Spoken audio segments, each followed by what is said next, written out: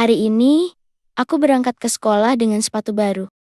Warnanya putih bersih, masih mengilap, dan jujur saja, aku agak pamer sedikit ke teman-teman. Wih, sepatu baru, kata Andi sambil ngelirik kakiku. Aku cuma senyum-senyum, sok cuek, padahal dalam hati, senang bukan main. Pagi itu langit memang agak mendung, tapi aku tetap nekat nggak bawa jas hujan atau payung. Kupikir, paling cuma gerimis sebentar. Ternyata, waktu pulang sekolah, langit kayak tumpah. Hujan deras banget. Semua murid yang gak bawa payung langsung panik. Termasuk aku. Aku sempat berlindung di bawah atap depan gerbang sekolah. Nunggu hujan reda, tapi udah hampir setengah jam. Belum juga berhenti. Akhirnya, karena udah lapar dan capek, aku putuskan lari pulang aja. Bodo amat. Langkah pertama di luar gerbang, rasanya kayak adegan slow motion. Sepatu putihku nyemplung ke genangan lumpur. Astaga, aku pengen balik, tapi udah kepalang basah. Sepanjang jalan, setiap kali kaki kena cipratan motor lewat, rasanya nyesek. Sepatu putihku yang pagi tadi jadi bintang, sekarang kayak baru dipakai panjat pohon pisang. Sampai rumah, Mama buka pintu sambil bilang, "Tuh kan, Mama suruh bawa payung dari tadi." Aku nggak jawab, langsung masuk kamar, buka sepatu, dan ngelihatin mereka sejenak. Seketika aku sadar, kayaknya aku terlalu sayang sama barang baru. Besok-besok, aku bakal pilih, mau pamer sepatu atau selamat dari hujan. Jujur aja, kayaknya aku pilih bawa sandal cadangan aja deh. Setelah mandi dan ganti baju, aku kembali ke rak sepatu di depan kamar.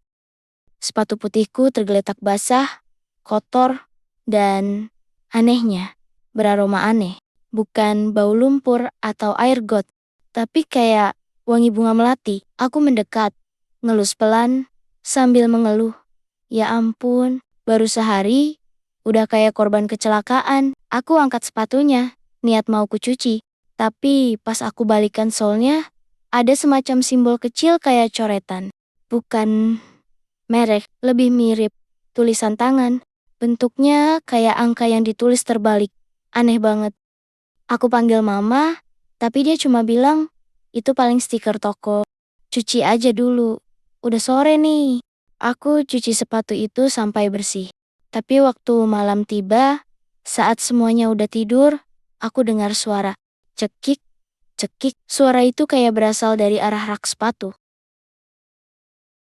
Awalnya aku pikir itu suara tikus. Tapi pas kulihat ke arah rak, salah satu sepatu putihku jatuh sendiri. Aku bengong, badanku merinding, tapi masih mikir, mungkin angin. Padahal jendela semua udah ditutup. Aku taruh lagi sepatunya, tapi pas aku balik badan, aku dengar sepatuku. Bukan punyamu. Suara perempuan, pelan banget, di belakangku. Otakku langsung panik. Tapi mulutku malah nyeletuk. Halah, kalau mau ambil ya bilang dari tadi. Jangan pakai drama horor. Lucunya, setelah aku ngomong gitu, nggak ada suara lagi. Tapi sejak malam itu, setiap kali aku pakai sepatu itu, selalu kejadian aneh. Suatu pagi, aku pakai sepatu itu buat ke warung. Pulangnya aku tiba-tiba udah di kuburan. Serius, aku nggak tahu gimana bisa sampai sana. Nggak ada orang, cuma suara burung gagak, dan aku masih megang nota belanja telur. Hari lain, aku jatuh ke selokan. Padahal jalanan kering. Sepatunya selalu bikin hal aneh terjadi. Tapi, anehnya, aku nggak bisa buang sepatu itu. Tiap kali dibuang, paginya dia selalu kembali ke rak, dalam kondisi bersih mengilap. Sampai suatu malam, aku mimpi. Di mimpi itu, ada seorang perempuan berkebaya putih, berdiri sambil memegang sepatuku. Mukanya nggak kelihatan, tertutup rambut. Dia bilang, "Tolong pakai sepatuku, biar aku bisa jalan pulang." Setelah kejadian-kejadian aneh itu, aku akhirnya memutuskan buat gantung sepatu itu. Beneran, aku simpan dalam kotak, aku kasih kamper, aku taruh paling pojok lemari. Biarin deh, Kalau memang ada penghuninya, semoga mereka juga butuh istirahat. Besoknya hari Minggu, hari paling aku tunggu-tunggu. Karena itu artinya sarapan roti bakar dan nonton kartun dari pagi. Aku turun ke dapur, duduk di meja sambil nunggu mama nyiapin teh manis. Suara wajan udah mulai berisik. Roti bakar keju coklat favoritku lagi dibikin. Mah, jangan gosong ya. Yang kemarin kayak batako, teriakku dari meja makan. Mama cuma jawab dari dapur. Kalau bantu kipasin margarin, mungkin rotinya lebih lembut. Aku ketawa. Bener juga sih, tapi tanganku terlalu nyaman di atas meja, pegang HP, dan scroll-scroll TikTok. Jam 9 lewat, aku udah di depan TV. Sambil makan roti, aku dengar suara motor lewat depan rumah. Itu suara yang khas banget, motor si Andy. Nggak lama, HP-ku bunyi. Bro, jadi ke warnet nggak? Main CS yuk, bocil-bocil udah ngumpul nih. Aku mikir sebentar, hari Minggu, PR belum dikerjain. Tapi, main bentar boleh lah. Lagian udah lama nggak ngumpul sama anak-anak warnet. Entar, gue nyusul. Tunggu depan gang, balasku. Aku ambil celana training dan kaos hitam. Lalu, otomatis mataku ngelirik ke rak sepatu.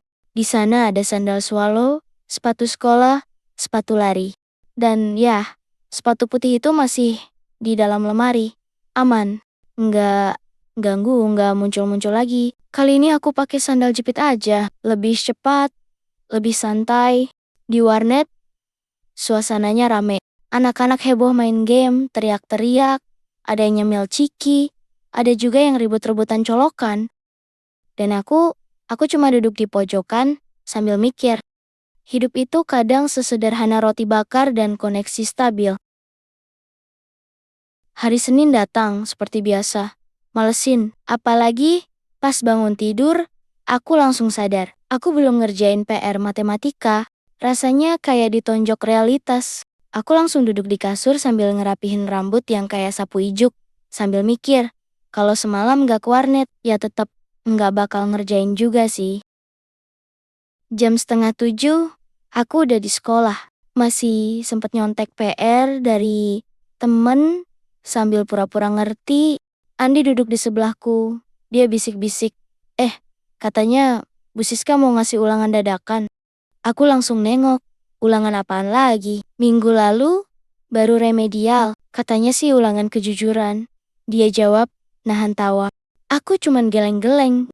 Di sekolah, istilah ulangan kejujuran itu artinya ulangan tanpa kisi-kisi dan tanpa harapan.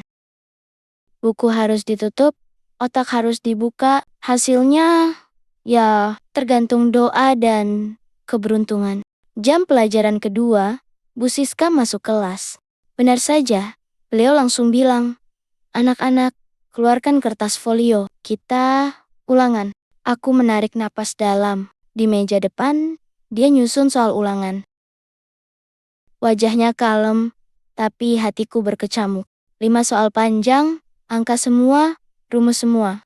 Aku lihat Andi di sebelah udah kayak orang nyusun batu bata. Kertas kosong, tatapan kosong, harapan kosong.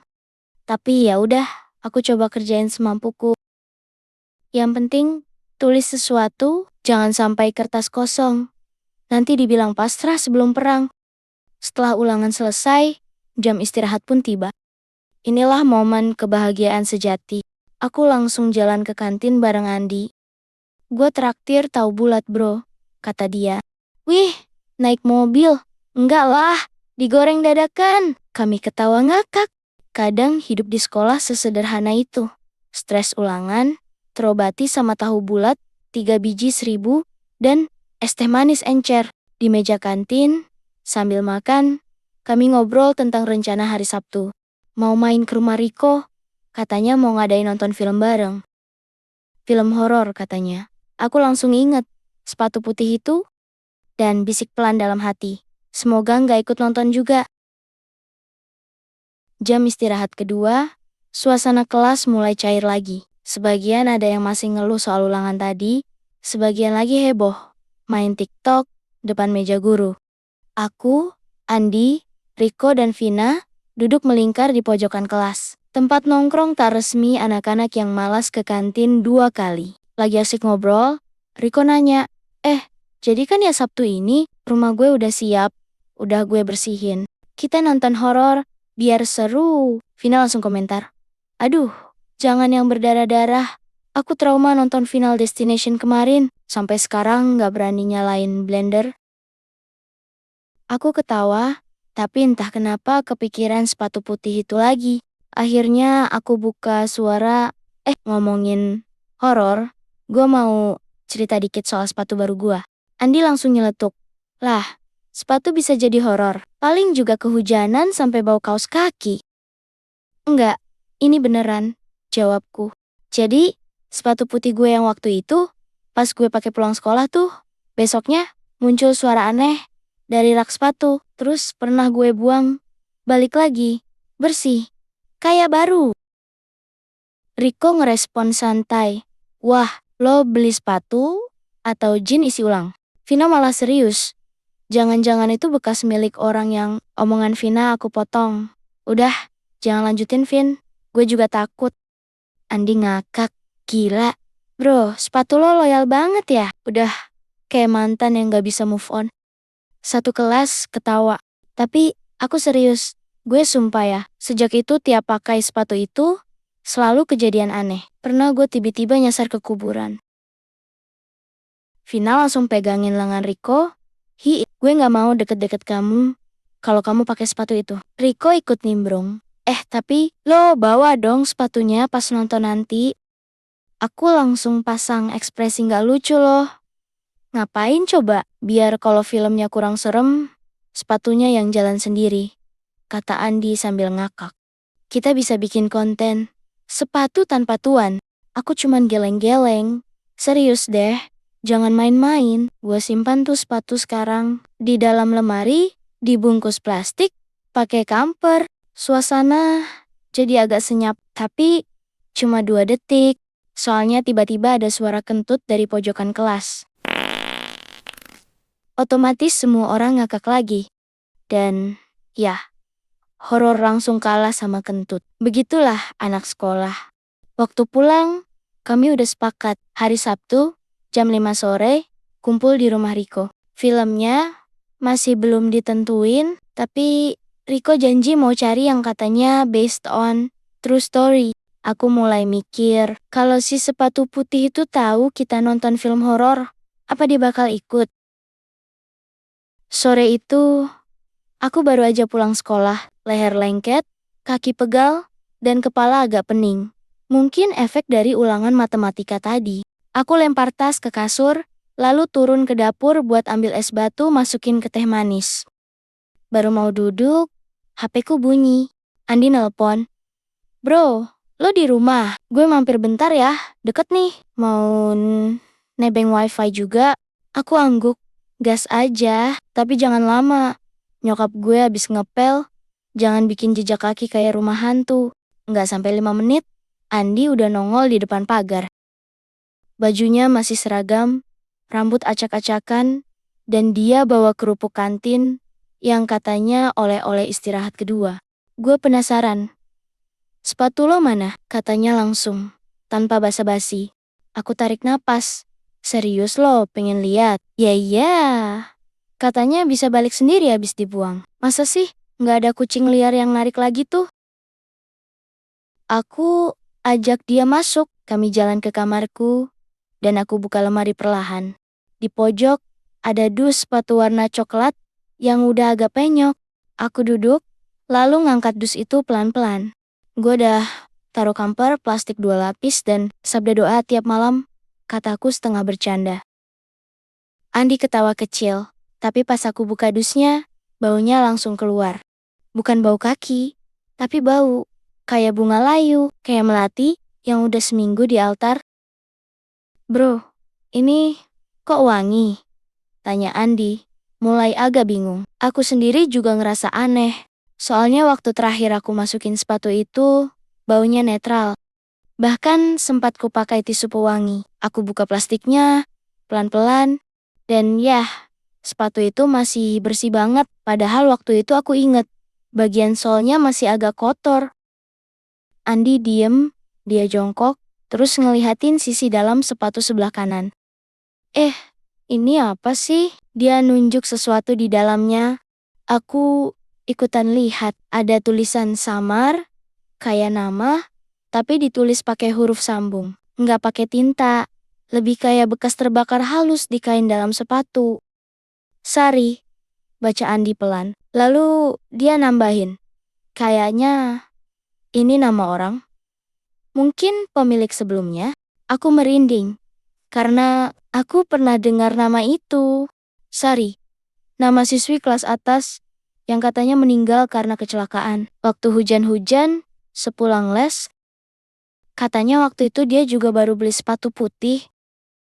Aku langsung nutup dusnya cepat-cepat. Andi diam sesaat lalu berdiri, ngeledek. Wah, seru nih, cocok banget buat tontonan horor hari Sabtu. Tapi sebelum dia lanjut bercanda, HP-ku bunyi. Ada notifikasi, pesan dari nomor tak dikenal. Isinya cuma satu kalimat, jangan putar film itu. Aku sudah cukup melihat. Kami berdua langsung saling pandang. Andi ngomong pelan.